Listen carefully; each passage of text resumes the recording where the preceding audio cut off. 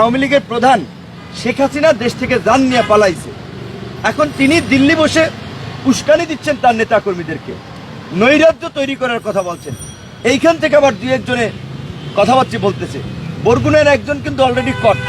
কাজী এই যে যারা আস্ফালন দেখাচ্ছে, গোপালগঞ্জ থেকে খবর থাকবে না কারো, কিন্তু আমরা পরিষ্কারভাবেই জানিয়েছি যে এই নৈরাজ্যকারীদেরকে অনতিবিলম্বে গ্রেপ্তার করতে হবে। এই যে ছাত্রলীগ, যুবলীগ, আওয়ামী লীগ সহ সারা দেশে যারা এই ছাত্র জনতার আন্দোলনে বন্দুক উঁচিয়ে গুলি করেছে, ভিডিও ফুটেজ আছে, তাদেরকে ধরতে হবে, কারণ নাহলে এরাই নৈরাজ্যটা করবে।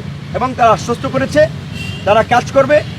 সাংবাদিক, নাগরিক সমাজ, রাজনৈতিক দল এদের তালিকা করার জন্য আমাদের সহযোগিতা চেয়েছে। কাজে আপনাদের এলাকায় যেখানে মিছিল হয়েছে, সমাবেশ হয়েছে, সেখানে কারা বাধা দিয়েছে, কারা হামলা চালিয়েছে, এই সমস্ত সন্ত্রাসীদের তালিকা করা হবে এবং তালিকা করে তাদেরকে গ্রেপ্তার করা হবে।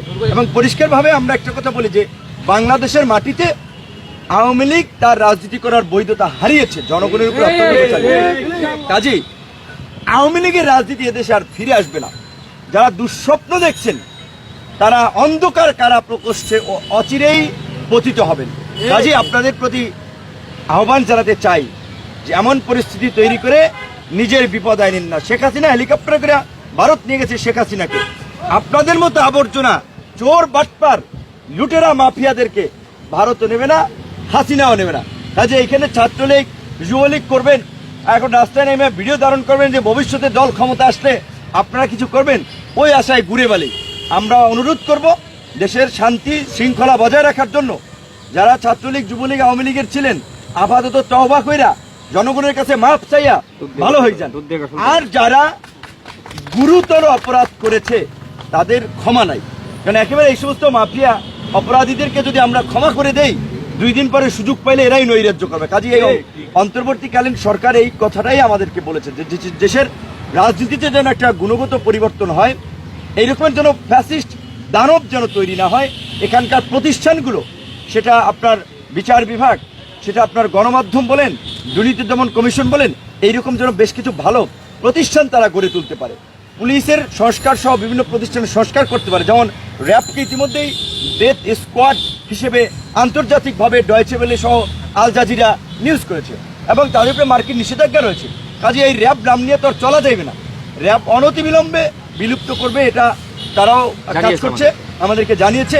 এবং আমরা বিশেষ করে একটা বিষয়ে দাবি জানিয়েছি যে গত 15 বছরে যারা এই যে পদ বঞ্চিত হয়েছে, অন্যায়ভাবে চাকরিচ্যুত হয়েছে, তাদেরকে প্রমোশন সহ সকল সুযোগ সুবিধা সহ চাকরিতে পুনর্বহাল, এবং যারা আওয়ামী লীগ সরকারের সুবিধাভোগী, খয়ের খা, চাটুকার ছিল, তাদেরকে লাথি দিয়ে আপনার এই সচিবালয় সহ চাকরি থেকে চাকরিচ্যুত করা। কারণ ওরা দেশের শত্রু, ওরা জনগণের শত্রু। ওরা যদি প্রশাসনে থাকে তাহলে প্রশাসন আবার কলঙ্কিত হবে। একই সাথে সবাইকে যদি আপনি বাদ দিয়ে দেন, রাতারাতি কি নতুন সেট তৈরি করতে পারবেন?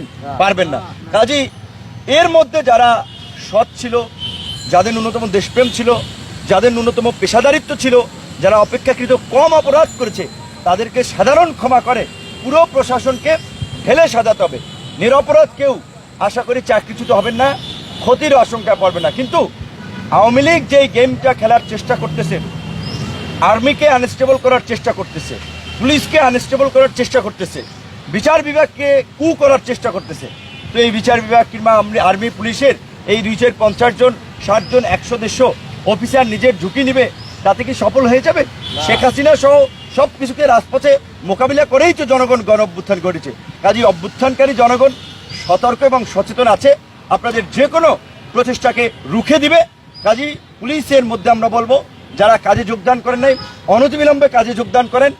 যারা অন্যান্য আপনার বাহিনী সহ প্রতিষ্ঠানে আছেন, তারা অনতিবিলম্বে কাজে যোগদান করেন। এবং বিভিন্ন লোকাল এলাকা সহ শহরে রাজনৈতিক দল, নাগরিক সমাজ, আন্দোলনকারী ছাত্র জনতাকে বলবো, আপনারা স্বপ্রণোদিত হয়ে থানায় গিয়ে ওসি সহ পুলিশের কর্মকর্তাদের সাথে মিটিং করেন, ইউনোর সাথে মিটিং করেন, জেলায় গিয়ে আপনারা এসপি, ডিসির সাথে মিটিং করেন, তাদেরকে আশ্বস্ত করেন আওয়ামী মাফিয়াদের তালিকা করে এসপি, ওসি, ইউনো, ডিসিদের কাছে দিন, ওদেরকে যেন গ্রেপ্তার করে এলাকার শান্তি এবং স্থিতিশীল পরিবেশ বজায় রাখার জন্য আওয়ামী মাফিয়া, সন্ত্রাসীদেরকে গ্রেপ্তার করতেই হবে।